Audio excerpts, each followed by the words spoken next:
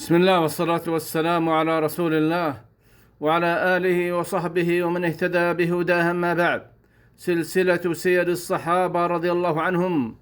سيرة الصحابية الجليلة حفيدة رسول الله صلى الله عليه وسلم، أمامة بنت أبي العاص بن الربيع ابن عبد العزى ابن عبد شمس ابن عبد مناف ابن قصي، وأمها هي زينب بنت رسول الله صلى الله عليه وسلم، وهي أول أصباط رسول الله صلى الله عليه وسلم، وجدتها لأمها هي خديجة بنت خويلد رضي الله تعالى عنها وأرضاها. وقد كان أبوها أبو العاص بن الربيع الأموي صهر رسول الله صلى الله عليه وسلم، أحد رجالات مكة المعدودين بمحاسن الأخلاق والكرم، وكان يقال له الأمين، إذ عرف باستقامته في تجارته لقريش وأداء الحقوق لأصحابها.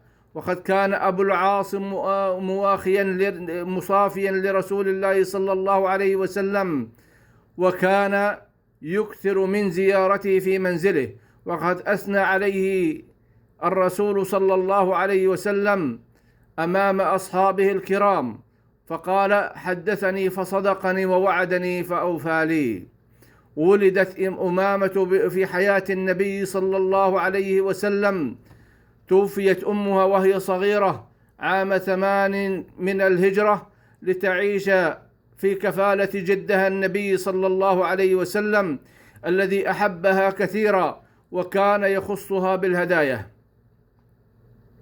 فقد روت أم المؤمنين عائشة رضي الله عنها أن رسول الله صلى الله عليه وسلم أهديت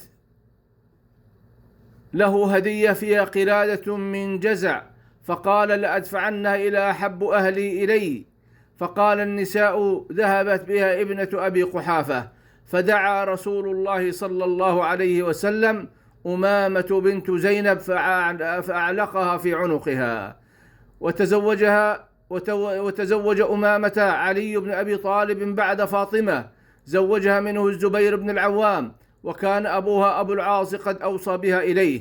فلما قتل علي بن أبي طالب وآمت منه أمامة، قالت أم الهيثم النخعية: أشاب ذوائبي وأذل ركني أمامة حين فارقت القرينة، تطيف به لحاجتها إليه، فلما استيأست رفعت رنينا. وكان علي بن أبي طالب رضي الله عنه قد أمر المغيرة بن نوفل بن الحارث بن عبد المطلب أن يتزوج أمامة بنت أبي العاص بن الربيع زوجته بعده، لأنه خاف أن يتزوجها معاوية، فتزوجها المغيرة، فولدت له يحيى وبه كان يكنى، وهلكت عند المغيرة. وقد قيل إنها لم تلد لعلي ولا للمغيرة، وكذلك قال الزبير بن بكار إنها لم تلد للمغيرة ابن نوفل. فرضي الله عن أمامة بنت أبي العاص حفيدة رسول الله صلى الله عليه وسلم، ورضي الله عن الصحابة أجمعين، والله تعالى أعلم.